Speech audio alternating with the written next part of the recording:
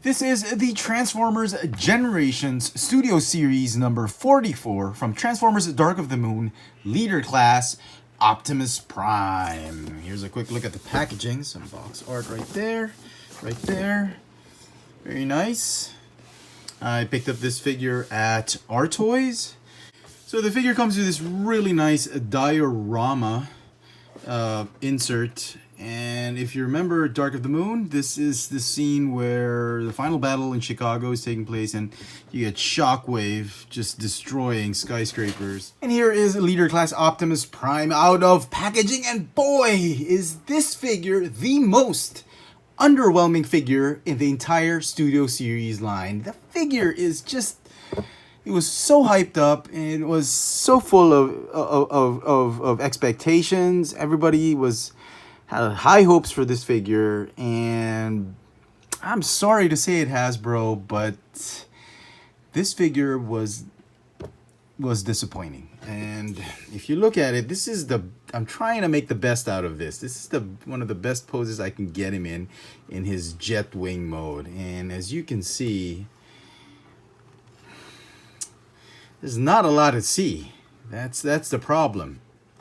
It doesn't come with a stand. This is the Amazing Yamaguchi Deadpool Revoltech stand, which I often use now by Kyoto. And if you look at it, he just feels so skinny. I know it's very difficult to do a movie accurate one, but this is what the Studio Series is all about.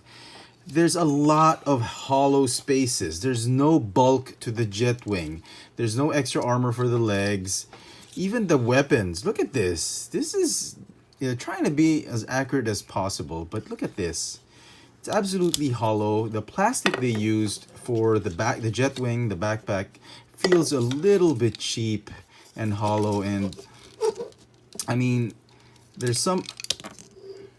so like I was saying, the whole toy feels so flimsy, and there's a lack of solidness to it.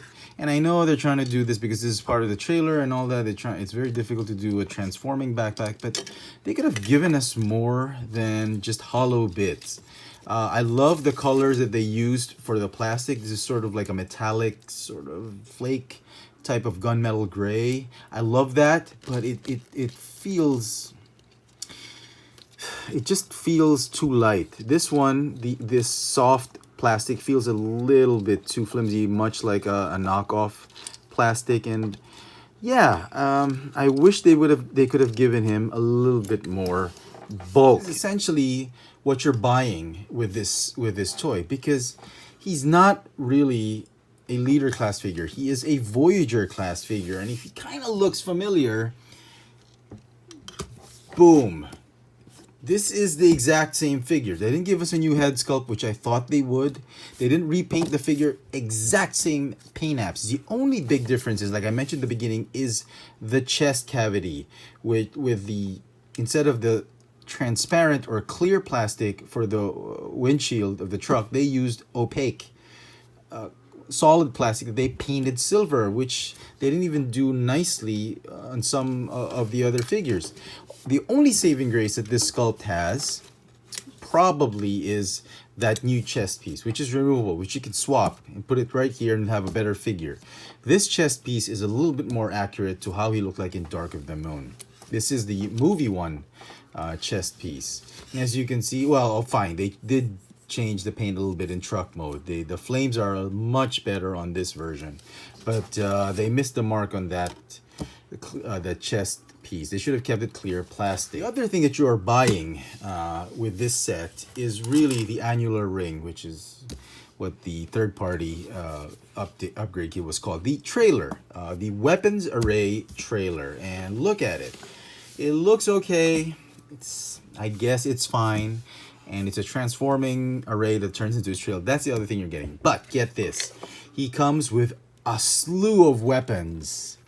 Unpainted, really nice gunmetal gray gun, which is exactly the same as the one we got for the Studio Series number 32 Optimus Prime gun, which just did not have that weathering on it. The black paint apps, which I wish they would have kept. I mean, It's already Dark of the Moon, so you'd think he'd have used this one too many times and would have already been blackened by the suit and ash and all that. So they didn't do anything with that. They also gave him a nice little sword. This is okay. This is something he can hold. Okay. Gave him an axe. I thought the axe was a little bit too small. I mean, come on. The axe should have been much bigger and much longer. This looks like a gardening tool for Optimus Prime. And then lastly, this is the best part. I kid you not. Okay. They gave him a shield, which is, if you've bought the premium Asia premium edition Optimus Prime, this will look very, very familiar. But look at this. They gave him a teeny tiny shield. It looks like a shield from a kid's costume. I mean, look at this guy. Seriously, Hasbro? I mean, okay, I get it. You're trying to fit everything in the trailer so that nothing comes off and all that, but you could have at least made this one a tad bit bigger. I mean, fans probably wouldn't care if they couldn't slip it inside the trailer. Maybe you can put it under or whatever, or make it fold or something like that, but it's so small. I mean, seriously, Hasbro. In the annular ring, or the weapons array, there's a lot of slots for other weapons. You can mix and match everything else. But the one I showed you, that was what was shown in the box, and it's official way to store the weapons. But I'm sure you can mix and match the weapons here and there. And plug that in there and all that. So, yeah. Okay, let's get rid of the backpack. Let me show you more about the figure if I can. Okay, so this is the backpack.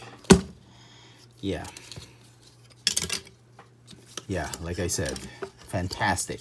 There's little you could do with the backpack. I mean, it's in one pose and that's it. The Jetwing. Same sculpt, same paint apps. Even the plastic they used.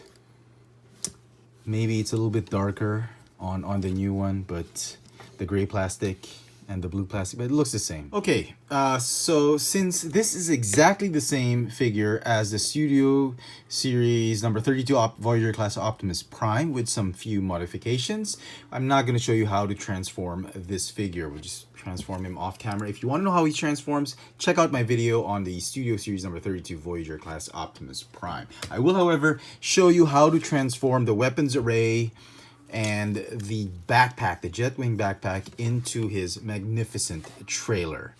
So, transform the pieces into a trailer. Let's start with the Jetwing backpack. Okay, you want to fold the hitch right there, the backpack latch right there. And then what you want to do is you want to detach this bottom part like that. Make sure it's all flat and straight like that. Okay, keep the wings straight. These smaller wings, they fold this way, this way, then they fold up like this, and then they fold inward and they tab in like that. And this will, this will stay right there. Okay, on to the actual weapons array and trailer. This one will stay here, the shield. What you want to do first is you want to unpeg the spine. Okay, both of them like that. Pretty neat. I actually like the transformation of this trailer. Okay, and then what you want to do is you want to straighten out that trailer like that. Okay, and the sword's going to stay right here. The axe is going to stay right here. Okay, and then you're going to fold up the wheels like that. Tab in right here, right there. Okay, and then this piece right here, the back part, the base I should say, should fold in like this. Tab in there. And with that, it is now impossible to put anything in the trailer. Not even a small Bumblebee or any Legends class figure, nothing will fit in this trailer. Sure, they had to compress everything, but they could have made just a teeny tiny space for a small Bumblebee. All right, that's that. And okay, what you want to do is this, the Jetwing backpack. You want to slide like this, and then like this, and then put this one in line that up, line up those tabs right there, and then start tabbing. Okay, that, like that, and like that. It's very solid until it's a very solid trailer. And then these pieces, make sure the ones with the this side, the stripes or the panels right there, go inside. Same with this one, they go like this. And there you go. That is the weapons array turned into a trailer. There's no stand. You get the Optimus Prime figure, plug that in right there. So there you go. There is Leader Class Optimus Prime in his alt mode. And yeah, and this, oh, they couldn't give us wheels. They can only give 2 wheels. These are just molded in. Man, the epitome of Hasbro's cheapness. No paint, whatever here, no paint apps, nothing. You get that classic G1 styled trailer. I mean, you're better off with the original Leader Class. Any version, Takara Tomy, Hasbro Leader Class Optimus Prime with the Jetwing, the armor, Knight Armor version, better than this one. The only reason I can recommend that you pick up this figure is if you're like me, you're trying to complete all the Studio Series numbered figures. It's numbered, it's 44, number 44. You have no choice but to get it if you're trying to complete the entire Studio Series line. It's very underwhelming. The figure is a bit of a disappointment. I was really completely expecting a whole lot more bulk, more beef. And this figure, for all intents and purposes, is really just to complete your Studio Series line. And if you want a Jetwing Optimus Prime that will scale well with your other Studio Series figures, the figure is going to get a whopping 6 out of 10 for me. I hope you've enjoyed this little video review. If you did, let me know in the comment section below what you think of this figure. Click that notification bell so you never miss out on any of my toy reviews. So, this has been the Voyager Class Studio Series Optimus Prime with upgrades packaged in a Leader Class box. Thanks for watching.